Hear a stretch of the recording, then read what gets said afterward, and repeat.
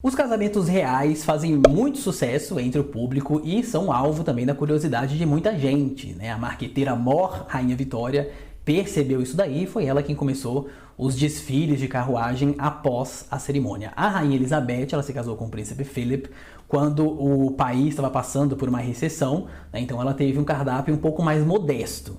As coisas mudaram bastante, claro, né, nos casamentos que vieram depois, né, que já foram mais luxuosos, né, principalmente quanto à gastronomia. Algumas características são comuns em todos eles, né, todos os três, até porque todo mundo queria imitar Betinha, né. Outras características já foram inovações mesmo de cada uma ali das noivas. Mas antes de começar o vídeo, deixa o seu like e inscreva-se para receber notificações de conteúdos novos assim que eles são postados. Me siga também lá no Instagram, @eugregoriomartins, custa nada e é de graça.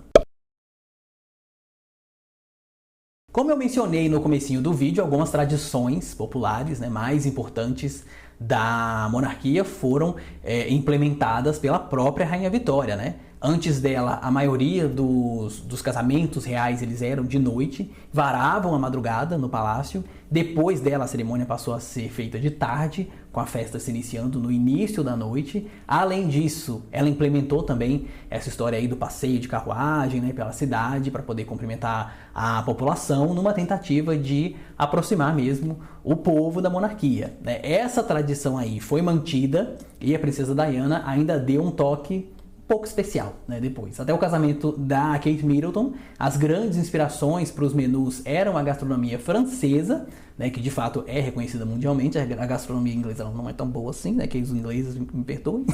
Mas a Kate resolveu fazer um menu inglês mesmo, deixando as coisas um pouco mais caseiras. Sem mais delongas, vamos aos cardápios. Rainha Elizabeth e Príncipe Philip. Betinha e Philip se casaram em 1947, após anos trocando cartinhas apaixonadas e mantendo um namorico. Na época, a rainha tinha 21 anos de idade e ainda não tinha sido coroada, ainda era uma princesa.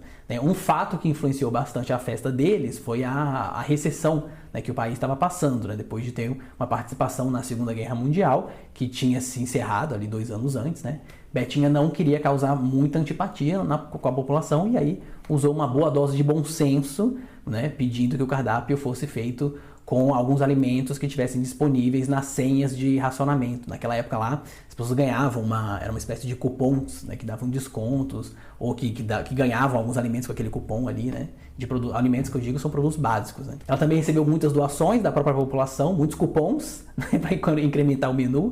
E conseguiu fazer um banquete muito farto, mas não teve nada assim de caviar, carne de ouro, né, outras pataquadas aí que o povo gosta de ostentar. O casamento aconteceu no dia 20 de novembro, que era uma quinta-feira. A entrada foi um linguado, né, aquele peixe, e o prato principal foi perdiz cozido na panela. Essa ave ela é tradicional ali da região também, e como a caça na época não estava em racionamento, ficou mais fácil. Os acompanhamentos foram vagem e uma salada real, além de batatas, que também são extremamente populares ali na comida dos britânicos, né? O que chamou bastante atenção nesse casamento foram os doces, né? A sobremesa escolhida foi uma bombê glacê, um sorvete servido em formato meia-lua, e mais alguns docinhos também. O bolo, sim, foi muito bem servido. Ele era tão grande, mas tão grande, que a festa ficou conhecida como o casamento das 10.000 milhas. Esse bolo aí ele foi feito com frutas, que é uma outra tradição também que existe na monarquia britânica. Uma organização da Austrália, né, uma organização de mulheres, enviou vários recursos para fazer o famoso bolo de Betinha, que tinha muitos, mas muitos andares. Quanto às bebidas, apesar do cardápio ter sido divulgado, né, não constava ali o que foi servido para beber. Na guerra, os alemães eles tinham destruído as vinícolas, né, inglesas, e aí o vinho Chateau tinha ficado mais escasso. Acredita-se que os ingleses tenham conseguido guardar algumas garrafas ali, mantendo no sigilo, para não gerar essa ostentação aí. Príncipe Charles e Princesa Diana. Não poderíamos esperar um casamento careta e sem novidades também envolvendo a Princesa Diana, né? A grande princesa do povo, que não ganhou esse apelido aí à toa não. O casório, ele aconteceu no dia 19 de julho de 1981. Os noivos, eles optaram por se casar em frente ao público, né? e 3.500 pessoas realmente assistiram de forma presencial a cerimônia na Catedral de St. Paul. A cerimônia foi televisionada e considerada o casamento do século, com uma audiência global de mais de 750 milhões de espectadores. É muita coisa, né? Carluxo e Diana inauguraram também uma nova tradição, que foi o clássico beijo na varanda do Palácio de Buckingham, né? Depois desse pequeno gesto de intimidade, eles foram também para uma cerimônia um pouco mais íntima, com 120 convidados. Na lista de presença tinha uma infinidade de membros da monarquia, além, claro, da primeira-dama dos Estados Unidos também. Sem guerra e com a economia longe de graves problemas, eles puderam se dar ao luxo de fazer algumas escolhas mais caras para a comilança, né? O banquete, ele começava com peixe fresco, ao molho de lagosta, acompanhado de 4 tipos de vinho. O jantar também teve frango recheado com cordeiro, feijão verde à manteiga, creme de milho e as batatas ali em formato de bolinha, como aconteceu também no casamento de Betinha e do príncipe Philip. Teve uma saladinha para poder acompanhar também, e de sobremesa foram servidos morangos com creme de leite. Se no casamento da rainha não deu para servir o chateau abertamente, né?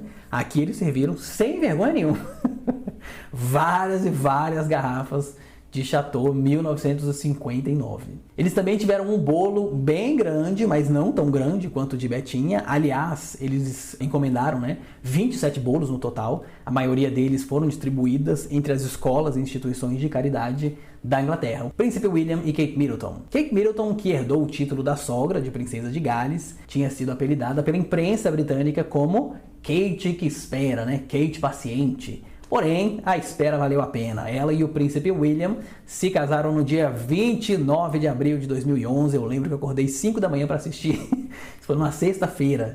Né? Diferente do casamento de Diana e Charles, eles tiveram mais controle sobre a lista de convidados.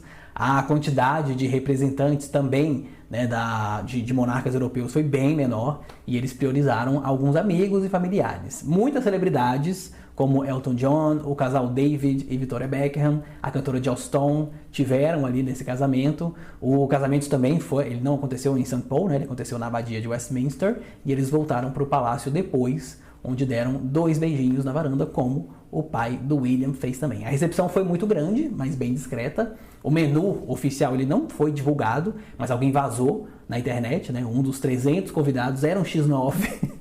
Mas todo mundo já esperava mesmo que isso fosse acontecer, porque era o início das redes sociais. Né? Pela primeira vez, o menu foi todo em inglês também. Na entrada foi salmão, lagosta e lagostim, com ervas frescas, e depois foi servido cordeiro orgânico, acompanhado de vegetais, aspargos e batatas ao molho Windsor.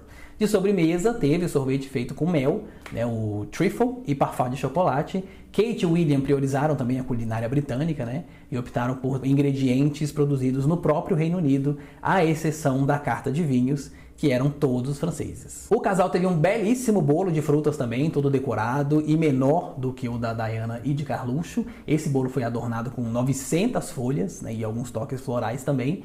Interessante que eles sempre guardam, né, algumas fatias desses bolos para poder servir nos batizados, né, dos 3 filhos. Eles já fizeram isso, né? Cada casamento teve sua beleza. Só perdem para os casamentos brasileiros, que tem coxinha, brigadeiro, bombom recheado, né, macarrão, tábua de frios e essas coisas que são muito melhores. Bem que ultimamente o povo não tá fazendo mais isso, né? Tá fazendo algumas coisas, inventando demais. Pois é, se você curtiu esse conteúdo, deixa o seu like, compartilhe com seus amigos, inscreva-se para receber notificações de vídeos novos assim que eles são postados. Um beijo, um queijo e até a próxima.